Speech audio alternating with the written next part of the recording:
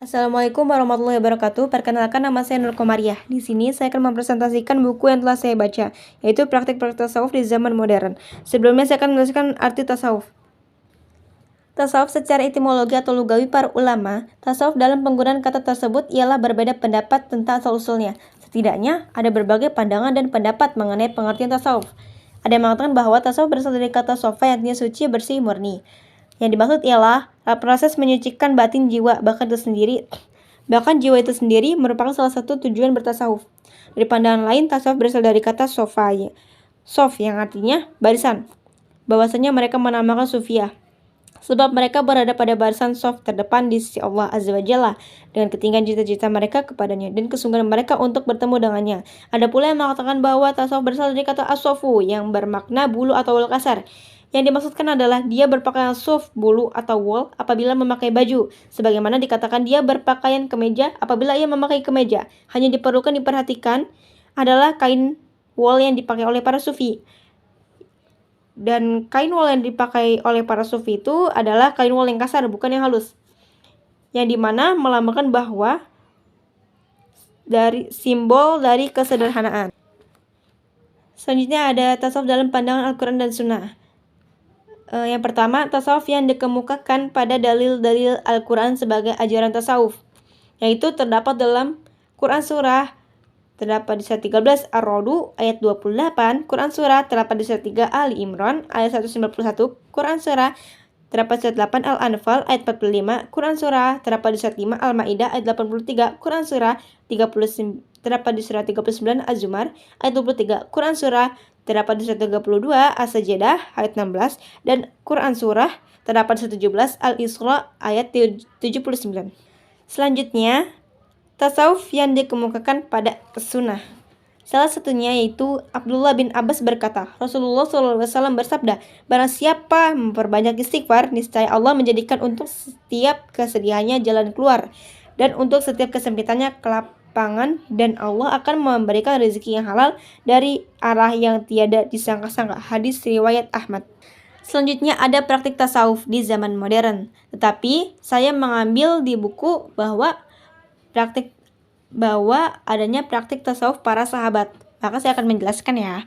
Isi penjelasan tersebut ialah bila menelaah atau mempelajari dan ucapan para sahabat, maka kita akan didapati mereka sebagai sumber yang didapat dan dipetik sebagai landasan kehidupan sufi, sebagaimana yang diformulasikan oleh para sufi. Contohnya, kehidupan zuhud para sahabat, yakni kehidupan sederhana dan qanaahnya, atau setiap rela menerima dan merasa cukup atas hasil yang diusahakannya.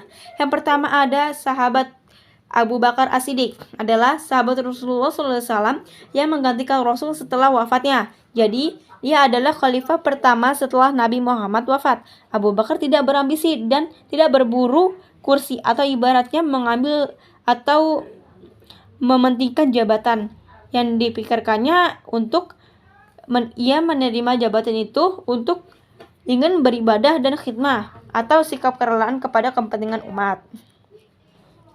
Pada suatu saat ia pernah berkata kepada Ali dan Zubair, aku tidak pernah mengharapkan pangkat atau jabatan. Aku tidak memburunya, baik siang maupun malam. Aku tidak pernah meminta kepada Tuhan, lahir maupun batin, untuk menjadi khalifah. Penerimaan ini semata untuk menghindarkan kekacauan, urusan berat dan besar yang aku junjung, hingga aku tak pernah bersenang diri.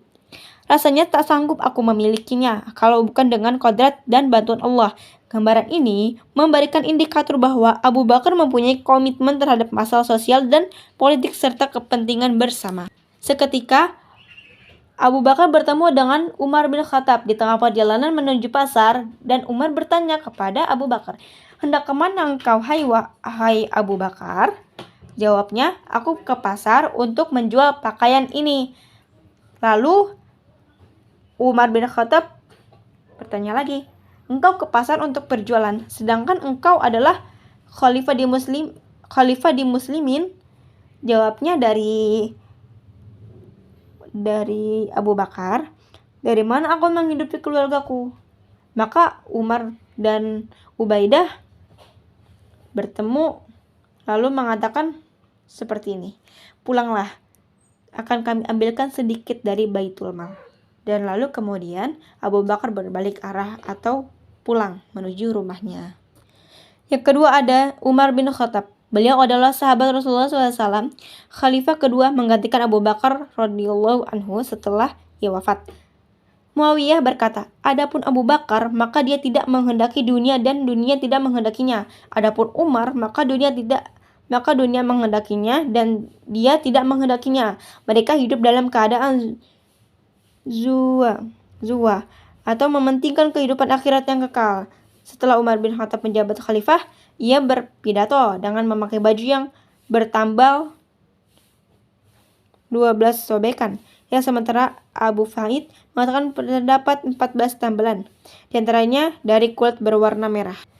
Atusi mengemukakan dalam berbagai segala hal, ia berupaya memakai pakaian bertambal, bersikap garang, meninggalkan hawa nafsu, meninggalkan barang yang syubhat, tegar dalam menegakkan kebenaran, menyeramatakan hak orang yang di dekat ataupun yang jauh, dan tegar berpegang pada ketaatan. Perilaku sederhana Umar bin Khattab itu tidak hanya untuk dirinya sendiri, akan tetapi berupaya agar orang hidup sederhana juga. Umar bin Khattab mengajak sahabat yang lain agar memurnikan niat hanya untuk Allah Subhanahu wa taala dalam segala amal, dan jangan dicampuri dengan urusan duniawi.